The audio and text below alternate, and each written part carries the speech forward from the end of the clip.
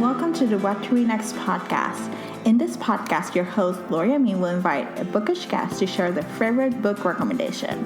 If you share a passion for books and always looking for your next read, then join us. Hi, Stephanie. Welcome to the What to Read Next podcast. Hello. How are you today? Doing good. So tell us a little about yourself, like what you've been up to for the past couple of years. So, hello. Let me reintroduce myself to everyone. I am Stephanie from Steph's Romance Book Talk. I did go through a bit of a sort of name change over the last couple years and have lengthened out the romance from Rom from before to make it very, very clear that my channel and on all of my platforms, I am talking about romance books. And I read romance from all sorts of subgenres and under traditional and independent published authors. So I read a wide range of books, and I am very present on YouTube, which my channel's name is Steph's Romance Book Talk. And I have a pretty good lifestyle and book presence over on Instagram as well. And that is Steph's Romance Book Talk as well. I love this. And so on average, how many books a year do you read? I have actually upped my reading for the last 2 years, I think it is. I have read over 300 books per year. Oh my gosh. Oh my gosh. And so how do you get your reading done? Because I love how you mention it in your Instagram stories, like ways you get your reading done. It's like you make it a habit for it. So how do you do it? It definitely is a habit, as well as just really carving out time for myself and making it happen, because I read so currently I am jobless. So I'm at home and don't have any looks to start going back to work, especially since my child is doing online schooling percent right now. Yeah.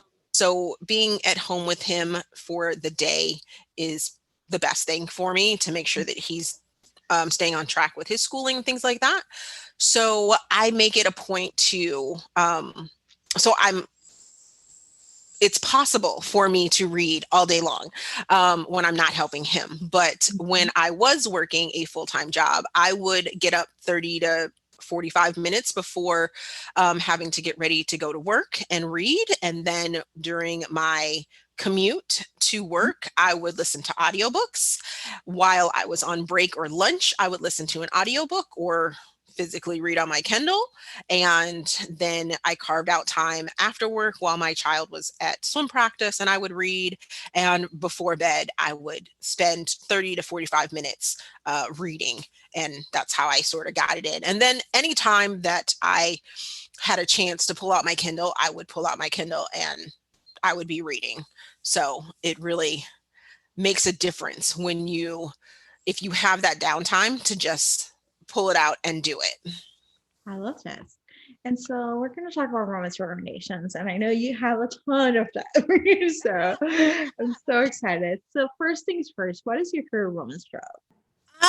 So I am such a mood and reviewer at this point, that I really don't have a sort of catnip, I guess you could say, when it comes to an actual trope. I do really love a rom-com, and Megan Quinn is like one of my major go-tos for rom-com. I know that she is going to really nail it in for rom-coms, as well as Amy Dawes. Both of them are like my rom-com queens when it comes to, if I'm ARC reading for them or advanced reading for them, or if I'm just picking up something from their backlist or rereading one of my favorites from one of them, I know that I'm going to be able to laugh it up and be really, really happy with that. So I guess you could say rom-com. I like it and I love it. And I think both are on KU, right? I think I just tracked Amy is on KU, and I think Megan is also on KU. I believe a lot of their titles, if not all of their titles, are on KU as well. That's always a plus. As someone who's KU and doesn't use it as much as often, I'm like always looking for new KU authors. Yep. So this is awesome. So let's talk about audiobooks. Do you have a favorite narrator? Actually, I don't necessarily have a favorite narrator per se. I have been able to hear Andy Arndt talk at during a Polycon in 2019 on a panel talking about audiobooks, and Tina Elby as well. Both of them were on the panel, and they were discussing sort of how narration is done and what are some of the key points to being a good narrator and things like that. So I really love the two of them, as well as Savannah Peachwood. I do have a couple male authors that I really like, but I don't necessarily go out and look for narrators per se. But if I see their name on a title of a book, then I do like it. Jacoby, let me look it up really, really quick. I believe his first name is Jacoby. He narrates a lot of Kennedy Ryan's books. Jacoby Diem. I really, really love his voice.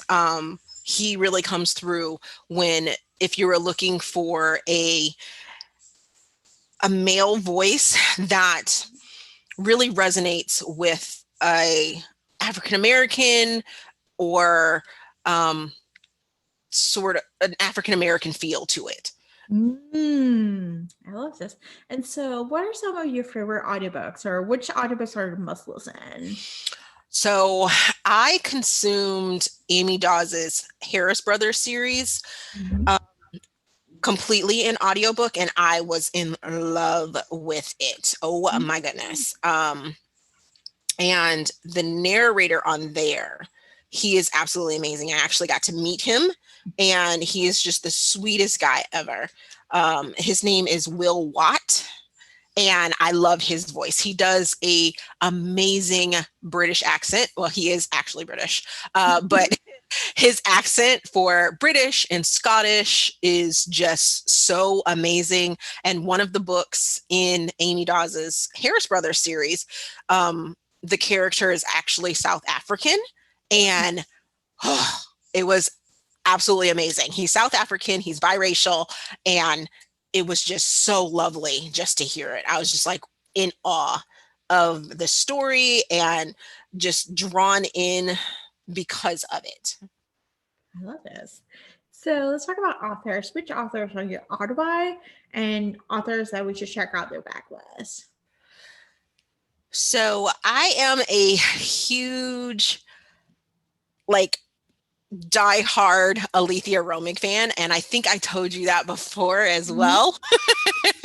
I love her. I have read every single title now that she has published. I'm sure there is a secret story out there that she has, but I haven't found it yet, and she hasn't given it to me. But but she is one of, like, probably I would have to say my top author.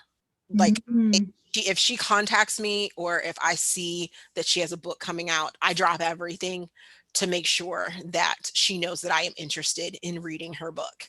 And I love it because there have been a few books of hers that I didn't necessarily connect with.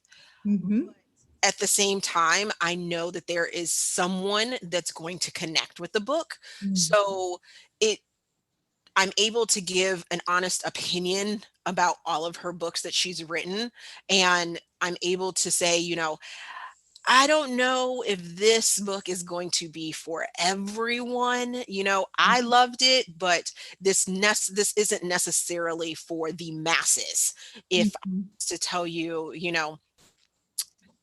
if you were asking me to give you a recommendation of hers, I would have to know a couple things about you and, know your taste just a little bit more before I recommended a book to you, just so that I could make sure that you got a better fit for her and her writing style, because she does write a wide variety of suspense, thriller, psychological thriller. She has some light and fun stuff. She has some super steamy, sexy stuff that she does as well. So finding a really good fit for her as an author to you as a reader, I would just need to know a little bit more, but she's definitely one that I would recommend to or have something from her catalog to recommend to everyone. I love this. So, what are some of your 5-star reads?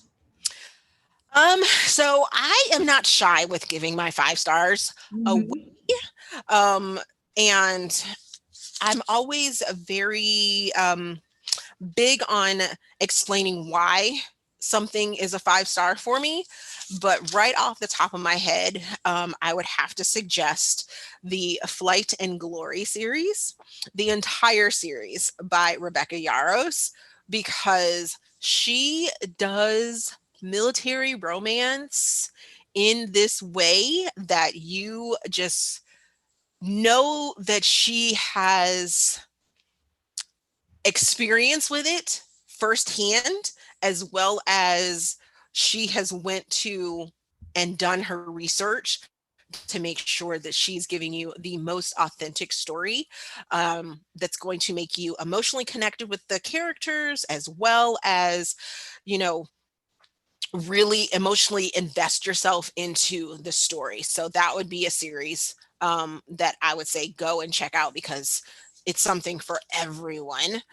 And then something that another story that kind of took me by surprise this year was, So, what has been a book that you read this year that you cannot stop gushing about?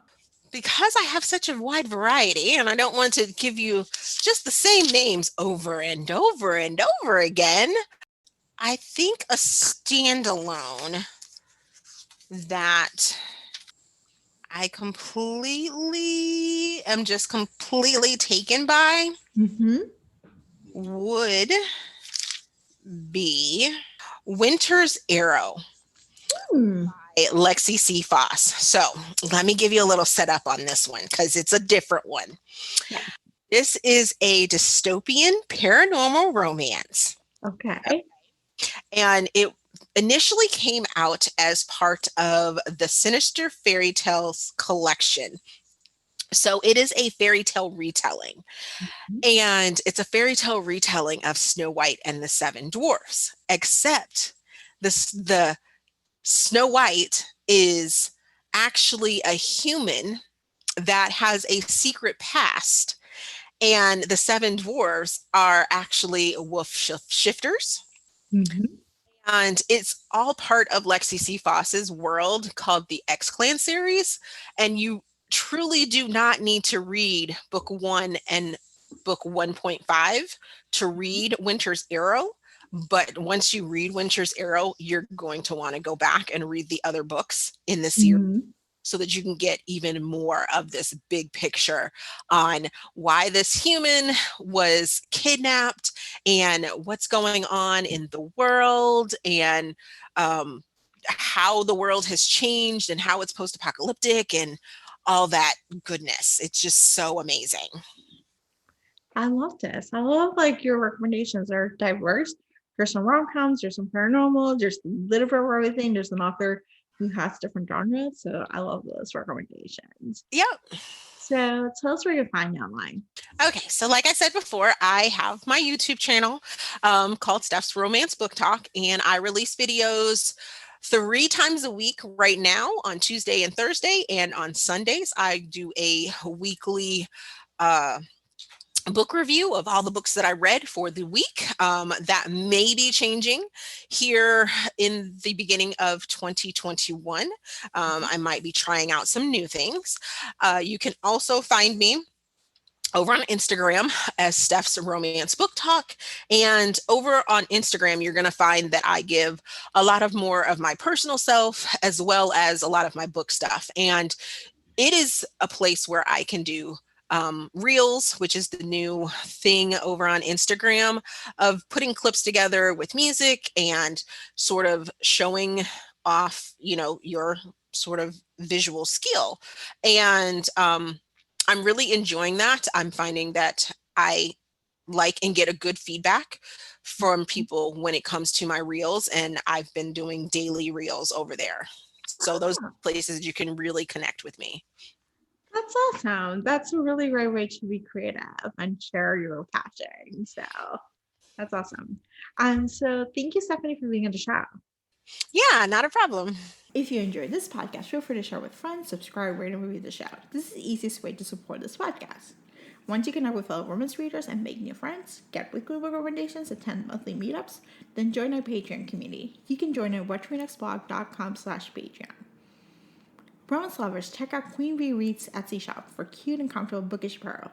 The shop also features social justice apparel and fun items from some of your favorite TV shows like The Schitt's Creek and The Office. Use code WhatToRead10 to save. Visit whattoreadnextblog.com/queenbeereads. What to Read Next podcast is part of the Frolic Podcast Network. Discover new podcasts to love on frolic.media/podcast. Thank you so much for listening and have a great day.